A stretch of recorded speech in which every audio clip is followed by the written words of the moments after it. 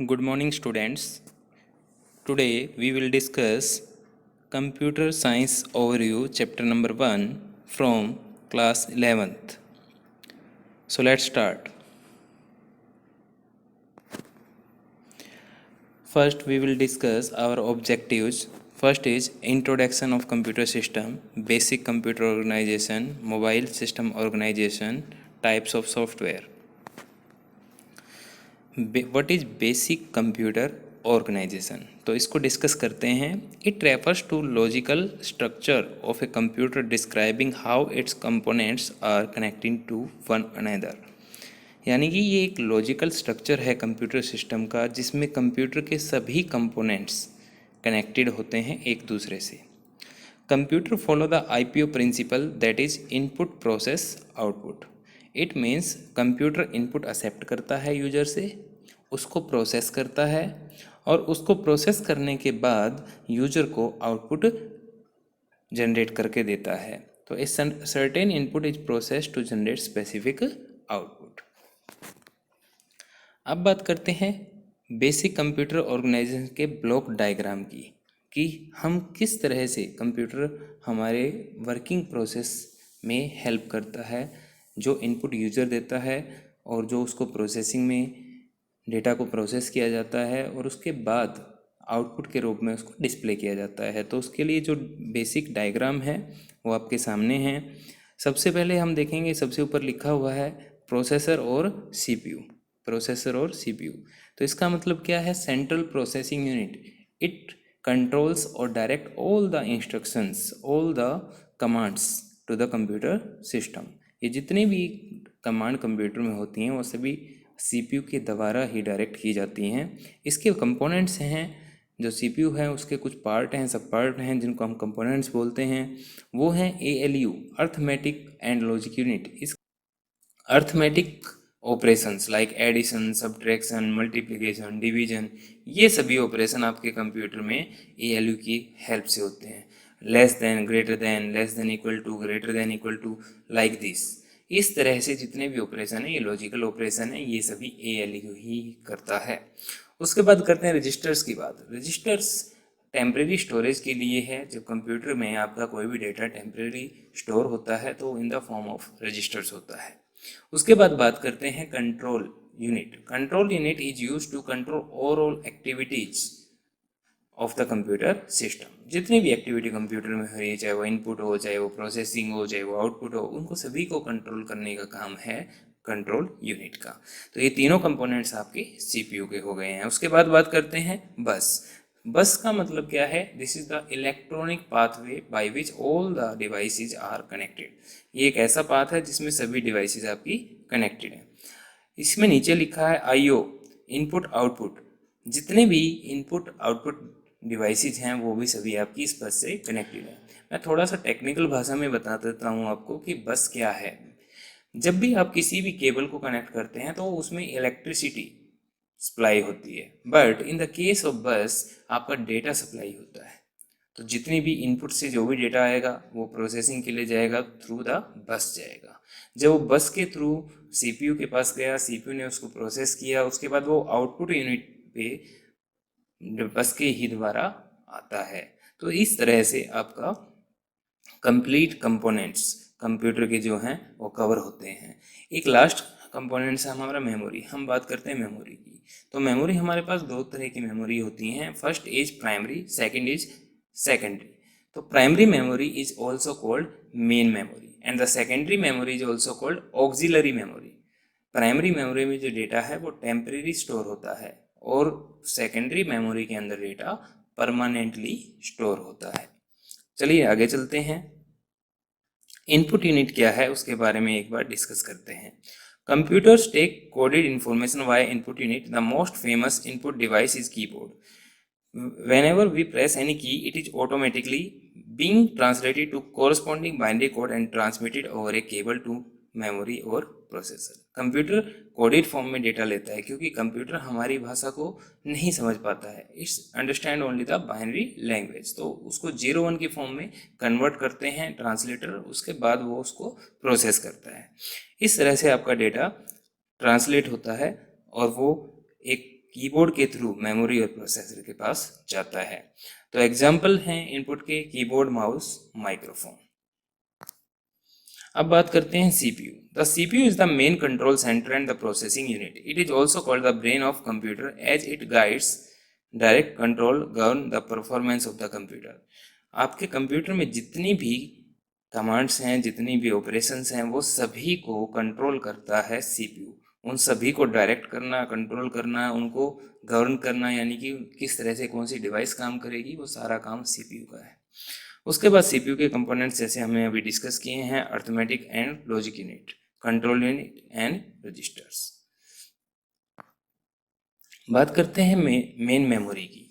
Main memory is often called primary memory. Main memory को ही primary memory कहा जाता है। It temporarily keeps information and data to facilitate its performance. ये data को, information को, जो भी आपकी किसी भी तरह की इंफॉर्मेशन है उसको टेम्परली स्टोर करता है। Whenever the power is switched off, everything stored in the memory gets erase. इसका मतलब है कि जब भी आप पावर आपकी किसी भी कारण से बंद हो जाती है या आप उसको खुद शट डाउन कर देते हैं, तो इसके अंदर जो भी डेटा है वो सभी डेटा आपका डिलीट हो जाएगा because of volatile nature. Volatile का मीनिंग यही होता है when the power is gone all the data will be erased. उसके बाद बात करते हैं units of memory management. Units क्या हैं? हम मेमोरी को किस तरह मापते हैं, किस तरह से उनको मापा जाता है। तो फर्स्ट यूनिट है जो सबसे स्मॉलेस्ट है, उसको बोलते हैं बिट, और इसकी फुल फॉर्म होती है binary digit. B stand for binary और IT स्टैंड फॉर डिजिट। तो इस तरह से 1 बिट आपकी सबसे स्मॉलेस्ट यूनिट होती है।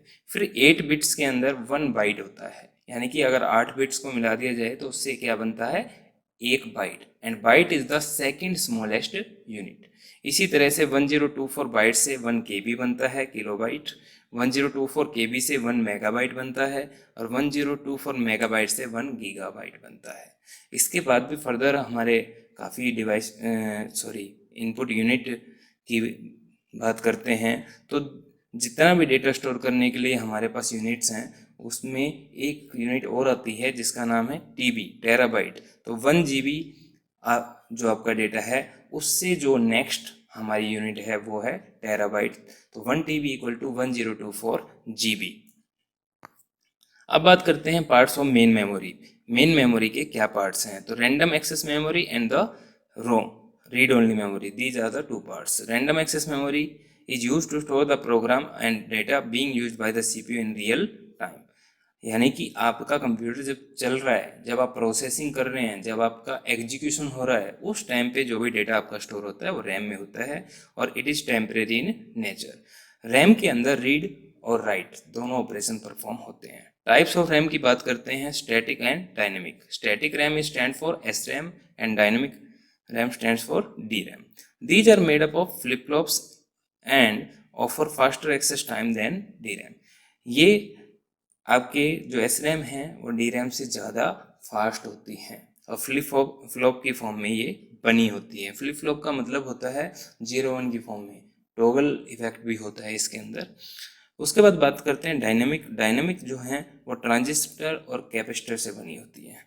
ठीक है, बात करते हैं आगे स्टोरेज यूनिट। अब बात हम कर रहे हैं सेकेंडरी स्टोरेज की। Like primary memory has the limited storage capacity and not permanent. Temporary nature है, परमानेंट नहीं है, इसलिए हमें एक ऐसी मेमोरी की ज़रूरत है जिसके अंदर डेटा आपका स्टोर हो सके।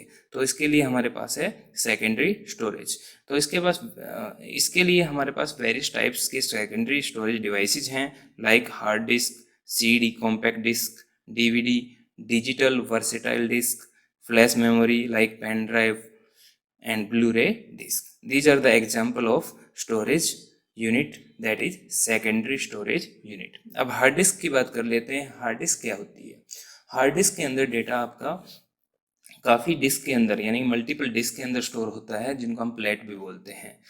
उनके वो सारी प्लेट्स आपकी एक स्पिंडल के अंदर जुड़ी होती हैं, और उसके अंदर डेटा आपका बोथ साइड, यानी कि जो डिस्क होती है वो बोथ साइड यूजेबल होती है। Data will be saved on both side. इस तरह से मैग्नेटिक मटेरियल वहाँ पे यूज किया जाता है और आपका डेटा स्टोर होता है। CD में आप देखते हैं एक साइड आपका डेटा स्टोर होता है। DVD भी इसी तरह से है। दोनों में डिफरेंस क्या है? CD क्या जो साइज है वो 700 MB है और डीवीडी आपकी 4 GB तक डेटा स्टोर कर सकती है। फ्लैश मेमोरी आपकी USB पोर्ट को यूज करती है, लाइक पेन ड्राइव आपकी 4 GB 8 GB 16 GB and so on, कितनी भी साइज की आप ज़्यादा होता है। यहाँ डेटा जो स्टोर किया जाता है वो एक ब्लू रे की फॉर्म में सेव होता है। उसके बाद बात करते हैं system bus. It is the pathway composed of cable and connector use to carry data between a computer microprocessor and the main memory. जितना भी डेटा आपके कंप्यूटर में जाता है तो मेमोरी और माइक्रो प्रोसेसर के बीच में जो डेटा कैरी किया जाता है वो एक पाथ के थ्रू किया जाता है, that is known as system bus. ये जो बस हैं ये कंबाइन होती हैं तीन मेन बसेज का, like control bus, address bus and data bus. The control bus carries the control timing and coordination signals to manage the various functions across the system. यानी कि जितनी भी टाइमिंग कंट्रोल करनी है, सिग्नल को control करना है, मैनेज करना है वेरियस फंक्शंस को, वो सारा काम कंट्रोल बस का है। ठीक है बेटे। उसके बाद बात करते हैं the address bus is use to specify memory location for the data being transfer. Address bus का काम है कि मेमोरी लोकेशन को स्पेसिफाई करना कि डेटा कहाँ ट्रांसफ़र होगा, उसकी लोकेशन को पहले से पता लगाना, स्पेसिफाई कर देना। तो इस तरह से ये काम एड्रेस बस का है। उसके बाद बात करते हैं data bus which is by directional path. Data bus आपकी बाई डायरेक्शनल होती है। एक आपका डेटा एक साइड जाता है, सिंगल साइड जाता है, फिर वो दूसरी साइड आता है, तो इसको बोलते हैं बाई डायरेक्शनल इन नेचर। यानी कि एक्चुअल डाटा आपका प्रोसेसर, मेमोरी और peripheral device like input output device से होकर आपका कन्वे करता है। तो ये जितना भी काम है तो वो डेटा बस करती है। आपको आपने इनपुट दिया, प्रोसेस हुआ, आउटपुट के गया, ये काम कौन करता है? Data bus. तो लेट्स समराइज टुडेज टॉपिक। तो हमारा टॉपिक है उसमें क्या क्या समरी पॉइंट हमने कवर किए हैं। हमने सबसे पहले डिस्कस किया बेसिक कंप्यूटर ऑर्गेनाइजेशन, जिसमें इनपुट यूनिट, सीपीयू और आउटपुट यूनिट एंड मेमोरी को हमने डिस्कस किया। उसके बाद हमने एक एक्सप्लेनेशन वे में इनपुट यूनिट को, आउटपुट यूनिट को, सीपीयू को, कंट्रोल यूनिट को डिस्कस किया है। और लास्ट में हमने मेमोरी और इसके टाइप्स को डिस्कस किया है। So thank you students. I hope आपको ये वीडियो समझ आया होगा। तो इस वीडियो से आप काफ़ी हेल्प ले सकते हैं और आपकी टॉपिक को आप कवर कर सकते हैं। Thank you. Have a nice day.